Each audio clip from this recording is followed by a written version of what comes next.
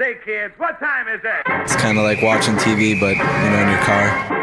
104.7 The Cave, Mike the Intern, Jay Stevens in the studio. Dark Side of the Stream, episode 127. Call me 127. Miss Cleo. Yes, my pick this week. And a very interesting documentary you can watch. It was on HBO Max. I believe it came out sometime last year, and it tells the story of Miss Cleo.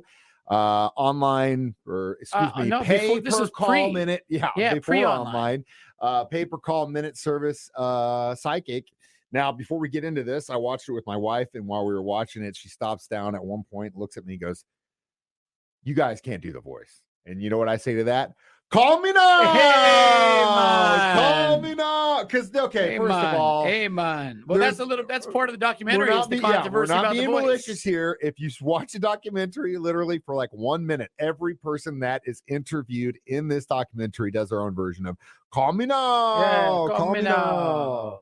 So, did you ever spend any money on a 1-800 number back in the 90s? No, I don't think I did. And I was trying to think. I know there was a sports betting hotlines. Ooh, I know that's more your scene. There was psychic. There was sports betting hotlines, and there was sex lines. Yeah, or meet singles. The singles one, the ones that always crack. I mean, the psychic ones always crack me up. The Billy D. Williams, the Miss Cleos, whatever. Those ones always crack me up. But the ones that I like the most sometimes were like the direct local singles lines, especially where I grew up in Cape. Because I was, partying and doing whatever I should have been doing when I was younger. Pick up the phone, they just connect you to some randos. They would be like local like singles, and you kind of think of like an early version of like missed connections on Craigslist. Or it's also an early version of like Tinder. They have the Tinder, yeah, I know. Fish, but those Grinder, right? Because they always crack me up. Is they were like always playing those things like late at night. I'd be watching Star Trek or something, and all these commercials like just built up my adolescence. But watching that was when they would run. Would be late at night, and that took me back. I mean, watching all those commercials and how this played out, and who was at fault and what was real and what wasn't. There's a lot more to it than just some possibly Jamaican lady. I said, these were the hustles. You'd answer the want ad, you'd get hired, and I think even somebody I knew really close to me did work for the psychic hotline. They send you the little thing and like a little question sheet. All right, so this, that, and then whatever their response is, you would jump down to the next. This is what I'm feeling. Like a cold reading type thing, like these magicians do, Yeah, and again, keep them on the phone. It's a racket. The first 3 minutes are free, but during, like they explain, the first 3 minutes they'd spend like getting your information, and then where you live, all that stuff, and then as soon as you wanted to ask that question, what a great hustle, when the timer starts. What a great hustle! But we can actually talk about some of the people that were behind this and the calls that they took, and then of course Miss Cleo next. Dark Side of the Stream on 104.7 The Cave. 104.7 The Cave, Mike the Intern, Jay Stevens back in the studio. Dark Side of the Stream, episode 127, Call Me Miss Cleo. So this documentary, of course, is about Miss Cleo and the psychic hotline or whatever the hell they wanted to call it. It's like about the business, but it's also about her. It's also about her. So what do you want to talk about first? You want to talk about the business? You want to talk about her? Well, the business. Let's start. Let's start with the business. So basically she was working, I guess, as a PA for this, and they had a woman that was doing it, and then they say that the woman they were going to place her with was just like awful.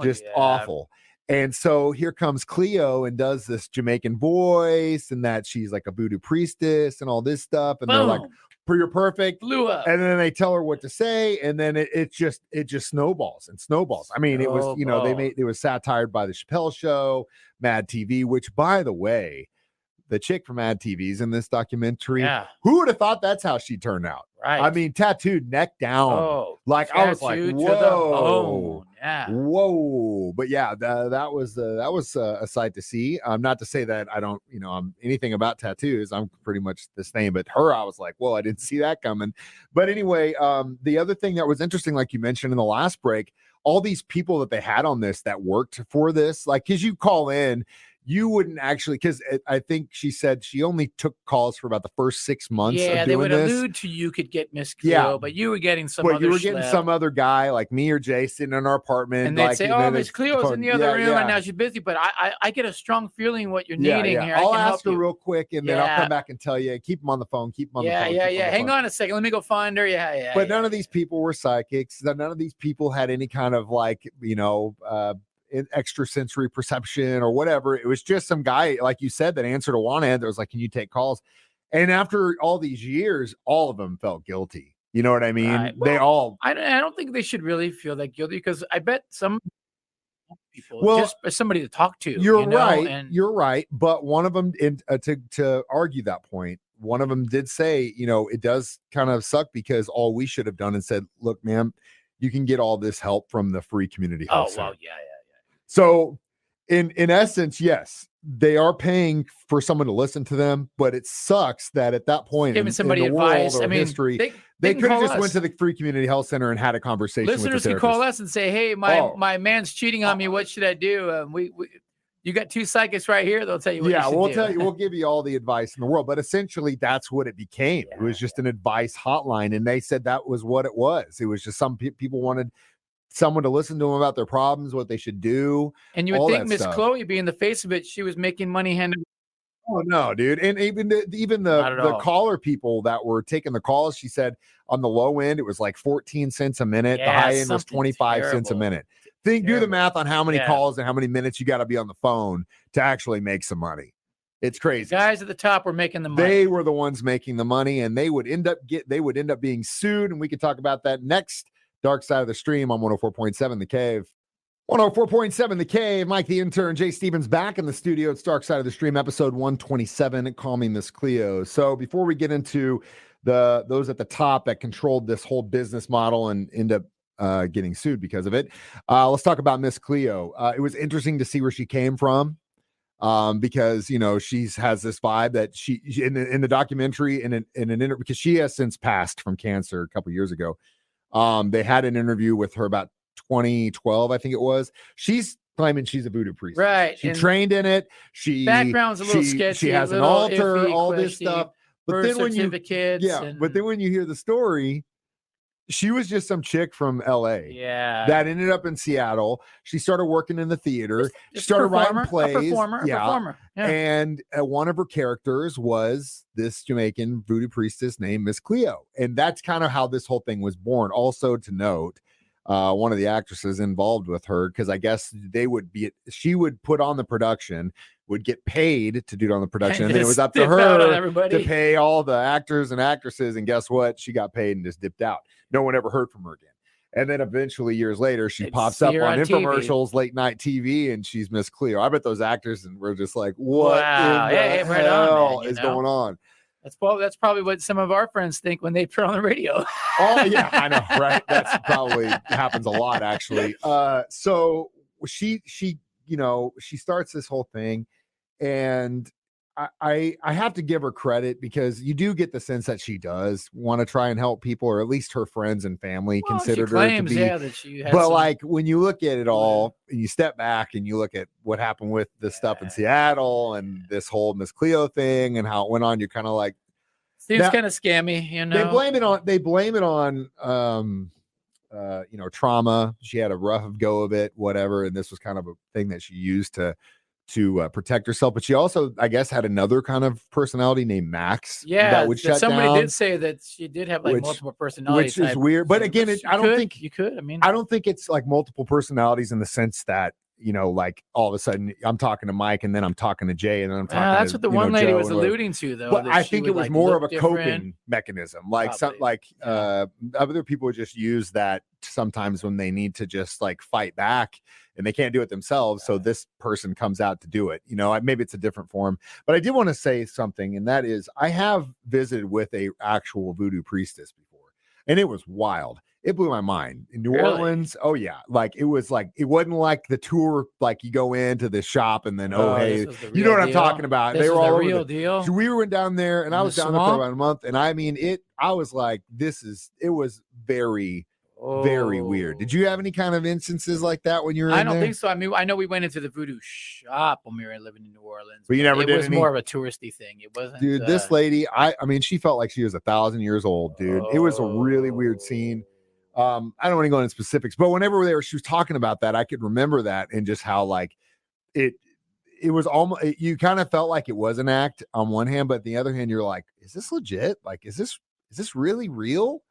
And I think that's kind of what Miss Cleo kind of brought to the table. Yeah. You know what I mean? Yeah. It makes you question it, which is what magicians do, They do. Hey, that in itself is a great insight. It's you like magicians always say, for those that believe, no explanation is needed. Or, it's because there's the faith. Yeah. Yeah. And they make you question if, whoa, what's going on here? Yeah. And then you got the skeptics, of course. Yeah, but if it helps somebody, then right. Maybe who cares then what the vessel is to get there? If it ends up helping somebody, maybe somebody made some good life choices. Yeah. Who knows? Whether it's Christianity or voodoo, same thing. If it helps you, it helps you. As long as it's not hurting you or anybody else. We will give this our I don't know how we're going to do it. Probably 1-900 ratings. Next, tarot cards. Dark Side of the Stream on 104.7 The Cave. 104.7 The Cave. Mike the Intern, Jay Stevens back in the studio. Dark Side of the Stream, episode 127.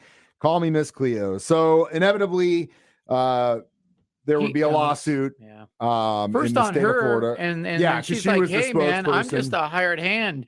I'm not making any money on this deal." And inevitably, the owners and all their ruthless dealings did fess up and say, "Look, she was just the spokesperson. She didn't come up with this stuff. She was directed to do it. It's on us." She went into hiding for a long time and just kind of hermited out. And then now she came out as gay. Yeah, and then was an activist for gay rights in Florida. She had a good life afterwards, it seemed like. It seemed like she had a really good community of friends, really good partners up until her death, which she passed away in cancer, I think, in 2016. Yeah. But she left her mark on a lot of people, and you could tell when they go through all these people in the documentary. Yeah, they loved her. And like you said, whether it's like when it comes like magic, you believe, and that's it is what it is. I mean, I'm not gonna. It's like I always say, I'm never gonna discredit someone for something that makes them happy. You know what I mean? Just because it doesn't make me happy or I don't believe in it doesn't mean that's awesome that it makes you happy. So inevitably. Was it real? Definitely not. But at the same time, a very interesting story that will never happen again. Because I highly doubt we're going to have late night infomercials talking about 1-900 numbers those days are anytime soon, unless it's for like a pharmaceutical company or something. I think like now that. It's all OnlyFans. Maybe we'll go backwards. Yeah, I don't know. But either way, I would give this documentary probably 3.5 1-900 numbers. I'll go 2.5. Yeah, nothing special. It was an interesting story. But, it was. I mean, and again, hey, man, nothing blew my mind. I saved you from having to watch like 8 episodes. Yeah. So, hey. Yeah, it was short. It was very short. Yeah, very short and quick. So, if you stayed up late watching those, definitely check it out. I've got, I had a couple choices here, man. So, I've watched a couple good things lately. But since we kind of went down some UFO rabbit holes, it led me to documentary has the stupidest name in the world. So, don't write it off. I can't wait. It's going to be, I can't wait. It's going to be just like the Bigfoot documentary. Don't write it off for the name. The name is Investigating the Truth UFOs, but it's a brand new one on Hulu, and it's all government officials talking about this. So it's not some crackpot saying they saw a light in the sky. Dude with the crazy hair it's from government. Ancient Aliens. It's all those pilots. It's actual factual data congresmen talking investigating the truth. UFOs. Yeah, it's brand new, and it's what they're talking about in government these days. So it's all hot off the press. All right, update your Hulu Jay subscription. Stevens with his ear to the ground. So we'll go back into watching the skies because Jay loves the UFOs. As always, you can stream these live. He's ready for it. Facebook Live 9 a.m. every Thursday, or YouTube. You can stream it online, 1047thecave.com. Download it as a podcast on our 104.7 The Cave app. Call us, man. Or just listen to us live every Thursday, 9 a.m. or 6 p.m. during Jay's show. We'll give you life advice, too. Call me now. Call us 417. now. Anyway, I'm Mike the Intern. This is Jay Stevens reminding you we watch movies documentaries, so you don't have to. It's Dark Side of the Stream on 104.7 The Cave.